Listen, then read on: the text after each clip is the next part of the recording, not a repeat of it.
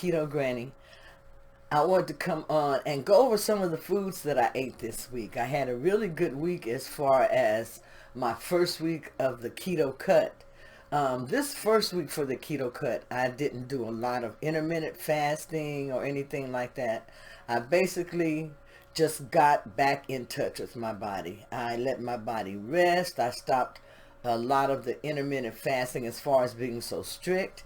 Um, and I enjoyed a little bit more carbs on some days not so many. So the days varied a lot for last week, but they seemed to help because I ended up losing 5 pounds. I had been doing basically keto where I have been sticking to a certain amount of calories.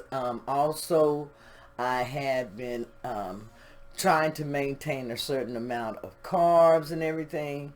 And with all of this stressfulness, sometimes your body just needs a rest. And so I gave my body a rest for the whole week last week.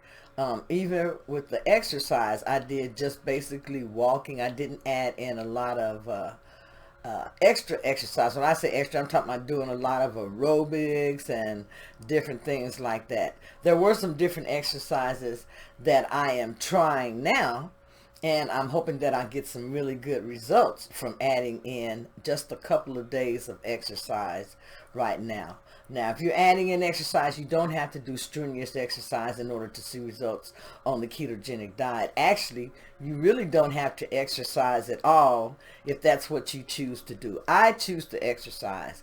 It's a lot more beneficial for me. Plus, it helps tone my loose skin as I advance through my diet. And I try to advance at a rate where my skin doesn't get just too loose. It has tightened up as far as how loose that it was. So this is something that I'm working on constantly, especially as I lose weight. I try to keep my skin moisturized, and I use a lot of extra virgin olive oil on my skin. I don't use lotion. I use extra virgin olive oil. I use it as a moisturizer, and I use it instead of lotion. And it really does make a difference in the texture of my skin and in the smoothness of my skin. So I want to just talk about some of the foods that I eat. I cut out a lot of the fats this past week, and like I said, I added in a few more carbs, but the carbs that I did add in, I tried to keep those carbs added in basically through vegetables. Now remember, your carbohydrates, that's where most of your vegetables are going to come from. Vegetables have a lot of carbohydrates. Actually, they're mostly carbohydrates. And so you're going to be eating things like leafy green vegetables, your kale, a little bit of spinach. You know, sometimes spinach bloats people. With me, I get bloated with spinach. I still eat it, but I know I'm going to have bloating problems and different things like that. So, know some of the side effects of some of those vegetables that you are eating, because you can have some side effects from some of them. Like I say, I have problems when I eat spinach. Some people have problems when they eat cabbage or Brussels sprouts and different things like that. So just know how your body reacts to some of the vegetables, especially if they're vegetables that you're having problems with. And when I say problems, I mainly mean bloating and different things like that. Now, cruciferous vegetables are also very good on the ketogenic diet.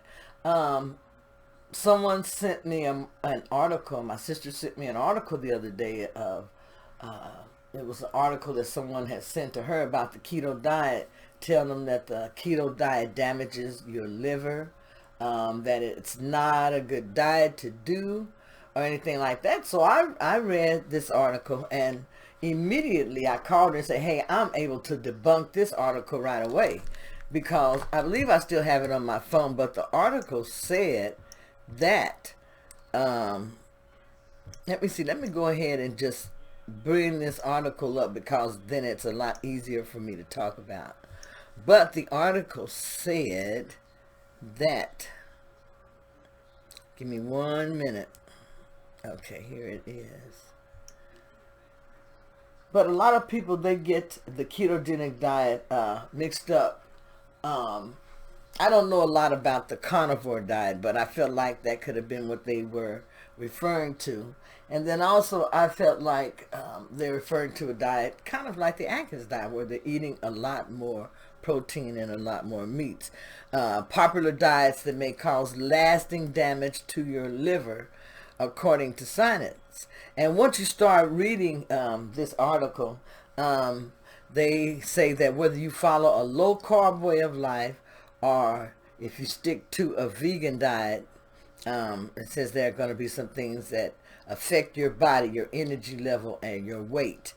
But the thing that caught my attention was, it says one of the main things or main diets that harm you is the keto diet. It went on to say that this diet, if you're relying on a meat-heavy version of the diet, you could be putting your liver in harm's way. So I felt like they were referring to the carnivore diet. I don't know a lot about the carnivore diet, but I do know that if you're doing healthy keto, then you're only going to eat a certain amount of meat during your meal. And I explained to the person, I said that we don't recommend that you sit there and eat like a whole 12 or 12 to 15 ounce steak and then just have a side of vegetables on the plate, where mostly all of your plate is taken up with your serving size of meat. That's not the way you do healthy keto. You want a serving of meat per meal anywhere from 3 ounces up to, I'd say, about 4.5 to 5 ounces of meat on your plate. And then the rest of it, you want to fill your plate with over half of it being vegetables. And actually, you don't just have to have one type of vegetables. You can have several types of vegetables on your plate. It depends on what you want, what you desire, and what you want to eat for that meal. It went on to say that animal protein consumption was significantly associated with NAFLD among overweight study subjects, non-alcoholic fatty liver disease. And I feel like that has a lot to do with eating, it said red meats. That has a lot to do with when you're overeating your meats. It tells you here, animal protein consumption was significantly associated with what they were looking for. They said they want to give you incentive to skip the steak. And then they also said that juicing, they went on to say that high fructose corn syrup is something that damages the liver. That is something that we most certainly do not eat or condone on the ketogenic diet, is anything that's high fructose corn syrup. And then it went on to talk about a diet called the mono diet, which I don't know a lot about, but it also says that this diet causes the same type of thing, non-alcoholic fatty liver disease. And then on this diet, you're eating things like, it says your mono diet relies on sodium-rich foods. You could be risking your liver damage. Those with the highest sodium intakes in their diet had significantly higher rates of non-alcoholic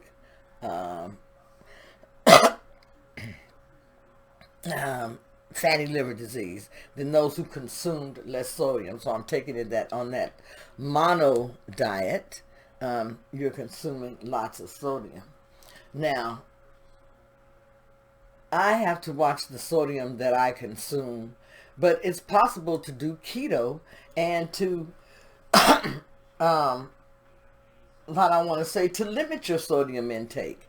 I keep this one strand of hair, I've just got to get that somewhere. But then it's possible to do that and limit your sodium intake. So if you have to limit your sodium intake, you can do that on the keto diet. And also you can do the keto diet without eating humongous portions of protein, of meats. So we see people talking about the carnivore diet or whatever, where they're eating mostly meats on the ketogenic diet. I think that your body has to be able to adapt to eating those large amounts of protein.